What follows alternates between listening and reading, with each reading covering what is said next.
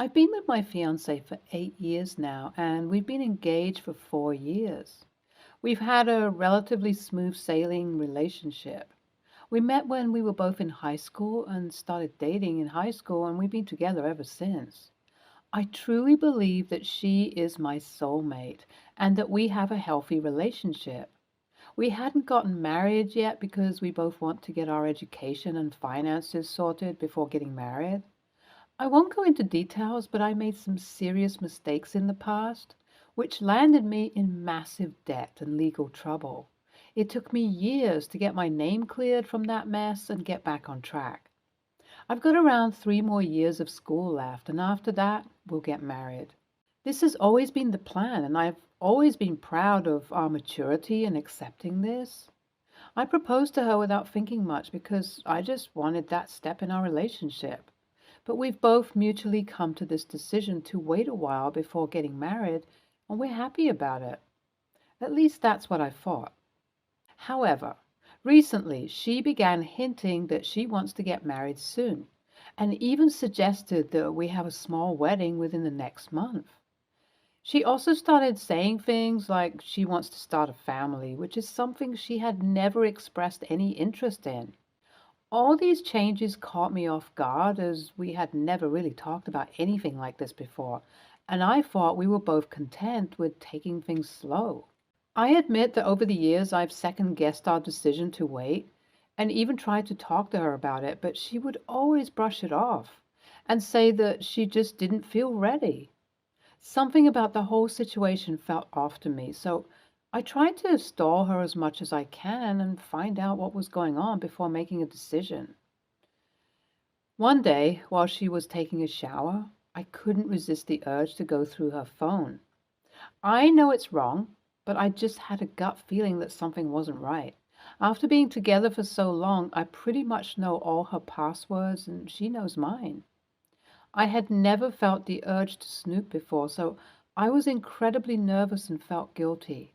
So imagine my reaction when I found chats of her with my estranged parents. To provide some context, my relationship with my parents has been strained for years now. They were never really supportive of my choices, and we drifted apart over time. They wanted me to follow in my father's and older brother's footsteps and become a lawyer to join the family firm, but I obviously didn't do that. Also, the trouble I stirred up in my early 20s caused a lot of stress between us. I barely have any contact with them at this point. My fiance knows about all of this in detail, so it was quite surprising to see that she had been in contact with them. As I scrolled through the messages, I stumbled upon the real reason why she wanted to get married so suddenly. It turned out that my parents were planning to leave us a significant inheritance, but only on one condition, that we get married and have children before they retire and move to my home country in 2 years. I was taken aback by this revelation. Not only was my fiance in contact with my estranged parents, but it seemed like they were all conspiring to force me into marriage and parenthood. I found out about this yesterday and I've been at a loss as to what to do about this whole thing. I do love my fiance and want a life with her, but this feels like an insane betrayal and a violation of my trust. And I'm not sure if I can forgive her. She has no idea that I know and continues to be extra nice to me like she has been for the past month. I'm struggling with a mix of emotions. I feel angry, hurt, and betrayed. How could she have kept something like this from me for so long? This is the person that I want to spend the rest of my life with, and why did my parents feel like they had the right to meddle in my life like this? I can't believe that I was even considering saying yes to marrying her now. The worst part is that I know all of this has been an act to get money. I've always been determined not to take a single cent of my dad's money, and she knows it. I feel like I'm living in a nightmare and would appreciate any advice. Thanks for reading. Update 1. Huge thanks to everyone who reached out to support me. I was not expecting so many people to read my posts and understand what I'm going through. I do appreciate you, but I'd request everyone to be a little kind and not be so hateful towards my fiance. I know what she did is very wrong, but I still do care about her. Now, to answer some questions, I didn't have time to read all the chats, of course, but from what I can tell, my parents are the ones who reached out to my fiance and not the other way around. I don't know how they came to know about her student loans, but I guess being an influential lawyer has some perks. And they just pulled some strings. It still hurts me that my fiance didn't feel secure enough to just tell me when my parents reached out. I'm funding my education, so it's not like I could have done much financially to help her, but I'm sure we could have worked out something as a team. So that's that. As far as I can tell, she's still in contact with them because she does keep bringing up the topic of marriage, and every time she does that, I lose a little more respect for her. Sadly, 8 years of a relationship and almost a decade of friendship have come to this. I plan on confronting her ASAP. I'm just trying to process my emotions so I don't end up being too angry and keep as calm as I can during that conversation. I haven't made up my mind about what to do about our relationship, but the way things are, it doesn't seem very promising. Update 2. I confronted my fiance about it and she broke down in tears. She told me that she didn't know what to do and that she felt like she was backed into a corner. She had been struggling financially for a while, and the prospect of a large inheritance was too tempting to pass up. She tried to justify her actions by saying that she loved me and that she saw us having a future together, but I couldn't help but feel like I was being used. I felt like my feelings and desires didn't matter and that I was just a means to an end. We talked about it for hours and eventually concluded that we needed to take a step back and reevaluate our relationship. I needed time to process everything and figure out what I wanted.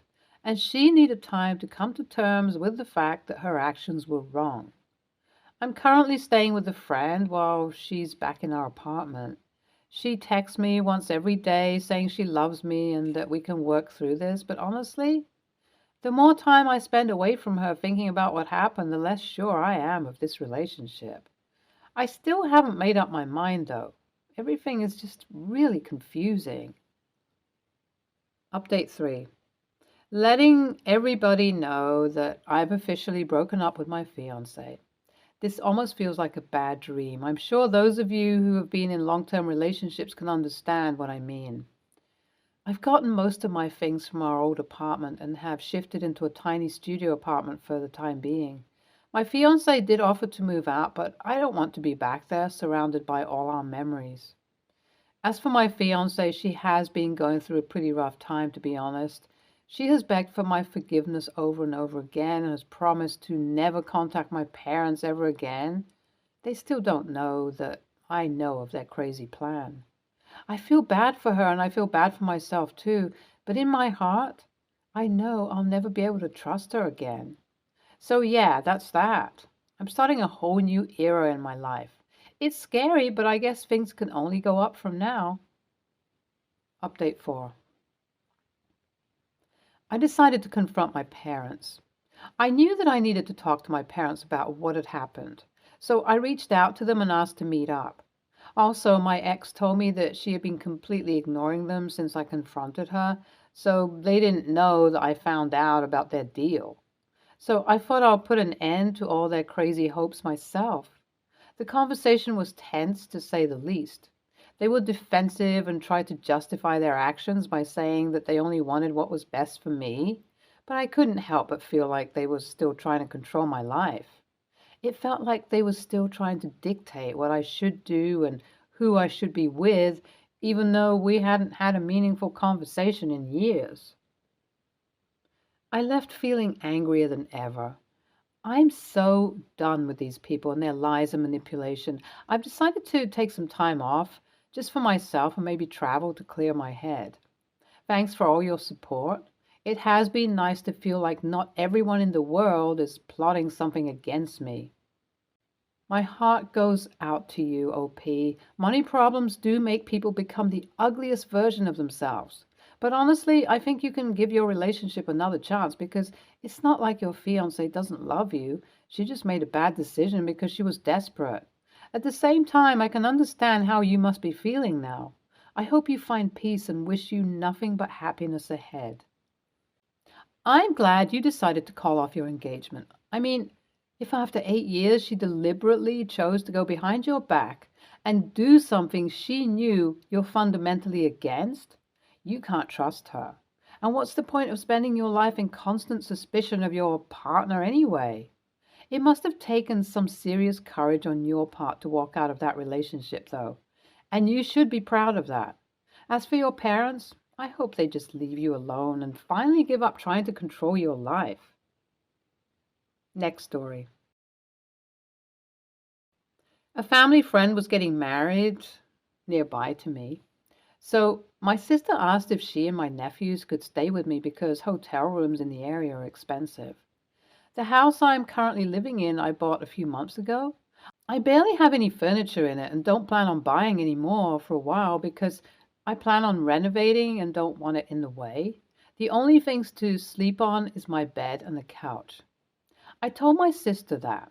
She said it was okay and that she would bring an air mattress for her sons to sleep on and she would sleep on the couch. I also told her that the couch was really small, love seat sized, and uncomfortable. She said it would be fine for one night. I also told her to bring their own bedding because I really don't have much aside from what I use. The night of the wedding, my sister's sons are tired, so they leave the reception early around 9 p.m. I wanted to stay longer, so I told her I would get a ride home from someone else and gave her the keys to my house. When I get home around midnight, my sister is watching TV in the living room. Her sons aren't there. She explains to me that her air mattress wouldn't inflate. So she put her sons in my bed and said, since my bed is big enough, she could share with them and I could sleep on the couch. I said that wasn't happening. The couch is way too uncomfortable to sleep on and way too short for me. I would be hanging off the end. I already have enough trouble sleeping and I had stuff I needed to do the next day. I tried to get the air mattress to work, but it wouldn't turn on. So I got my spare blanket and set it up on the floor along with a sleeping bag. My sister reluctantly got the boys up and off my bed. Once they were all in their spots, I went to bed and quickly fell asleep. The next morning, my sister was in a really bad mood. They all didn't sleep the whole night because the blankets I set up on the floor weren't thick enough and it was uncomfortable. My sister tried sleeping on the floor, but her sons fought about sleeping on the couch because there wasn't enough room for the both of them. My sister said I could have at least checked up on them or let the boys sleep in my bed with me, but to me, that's really weird, and I would not have been comfortable with that. Plus, I'm used to sleeping alone. NTA, you compromised and let her stay. You warned her that the couch was too small for a grown human and to bring extra bedding. She didn't heed your warning. Then she just decides that you get the couch while she takes your bed with her children, since it's big enough. And so, doesn't matter if it's big enough, it is your bed and you'd already told her you were sleeping in it. Her entitlement is unreal, and you are not TA for not catering to that entitlement. Next story. AITA for refusing to pay for my meal? A few weeks ago, my girlfriend and I were traveling in Thailand. We went to a small family-run restaurant and ordered our food. Me, a Thai green curry. Girlfriend, coconut milk curry, and both came with rice. As soon as we arrived, the girlfriend suggested we leave. As we were ignored when we entered the restaurant, the waiter didn't reply upon our attempt at saying hello in Thai. Sawatika. And after waiting a while and asking the waitress if we could order, we were again ignored with no reply. I suggested we stay and managed to get the waiter's attention and order. Our rice was brought out first, and the girlfriend noticed tiny ants, both dead and alive, scattered through the rice. We told the waiter, who looked at the ants and agreed to bring us fresh bowls. The waiter brought 2 new dishes of rice, but again, they were both scattered with ants. Both main dishes arrived at this point, so girlfriend looked through her curry. She said she couldn't see any ants and was about to start eating. I looked through my dish, saw something black, and thought it may be an ant. I'm not 100% sure it was, but had lost faith at this point. Given we had ordered twice the rice and both were riddled with ants, I said I wasn't happy eating any of the food, told the waitress, and stood up to leave. A German lady and her son were sitting on the table next to us, and when I stood up to leave, the lady said, "You still have to pay for that." I replied, "There's ants in that. Why would I pay for it?" The German lady said, "Yes, but you still have to pay for that." I replied, "I ordered green curry with chicken. No ants, but you're welcome to it if you want it." The German lady said, "They have used their ingredients." I replied once more, telling the German lady I wouldn't pay, and was getting quite frustrated as to why she was even getting involved, as each time I asked if she would eat it, she avoided the question. As I was walking out, the chef shouted to me that I should still pay, to which I said back, "I'm not paying for food with ants in it," and walked off. I understand that it is a small family business, but I don't feel like I should pay for something inedible. Also, neither the girlfriend or I ate any of our food. AITA for refusing to pay?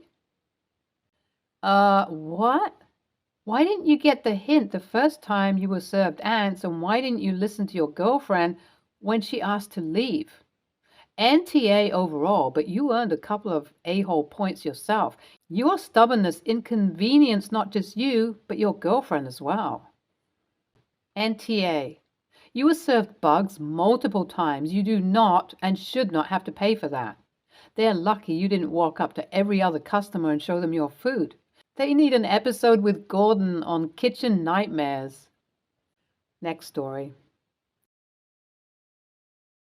I, female, 23, have two sisters, Megan, female, 27, and Kelly, female, 30. Since I was 15 and got my first job, I've been saving money to one day buy a house. I have quite a good sum saved up now that I have my degree and a decent job. During 2020, Megan got into a very bad position financially. She was having car problems, and her husband was unexpectedly laid off from his job, and they had kids to look after. I loaned Megan and her husband around 2,000 euros to help them get back on their feet. They paid it back a few months later. I didn't expect any interest or anything. I just wanted to help them out. I asked Megan to keep it a secret as I didn't want other family members asking me for money, and she understood. Megan blabbed to Kelly. Kelly approached me and asked if I could loan her money. She's asking for 8,000 euros to help her get a down payment on a bigger house with her husband as they haven't saved enough. She said they can't get a loan from the bank as their application to the mortgage will be rejected. I was reluctant about loaning Kelly this much for obvious reasons. She didn't like my reluctance and kept reminding me that I loaned money to Megan in the past. I thought about it and later told Kelly I'll loan her the money if she signs a contract to say when she'll pay me back plus interest. Kelly pointed out that I didn't charge Megan interest. I told her that was a different situation. She and her husband already own a house. They just want to buy a bigger one than sell the old one. They are not struggling. She said that's irrelevant, and I'm obviously okay with loaning family members money without interest, so it shouldn't be different now, and asking if Megan was my favorite sibling. She accused me of being jealous of her and said that she knows she's not entitled to my help and that she's only asking, and that there's no need for me to be high and mighty about it. I snapped at Kelly and told her she can forget about it because I'm not going to loan her anything if she's going to have such an attitude towards me over interest. Kelly got really mad and said I'm selfish and overreacting. She's now avoiding speaking to me. I've gotten some concerned messages of our family and even our parents asking what happened and saying that Kelly told them I refused to loan her money and argued with her. I'm very frustrated, and I think Kelly is being an a-hole, although as sisters we've often not gotten along. So I guess I'm wondering if I'm having a that bitch eating crackers moment or if I'm actually right. NTA, it's your money. And helping one person feed their kids is very different from helping a person who has a house buy another house. Also, you've done a great job saving money. Congratulations. Stay tuned for more stories from our girl relationships.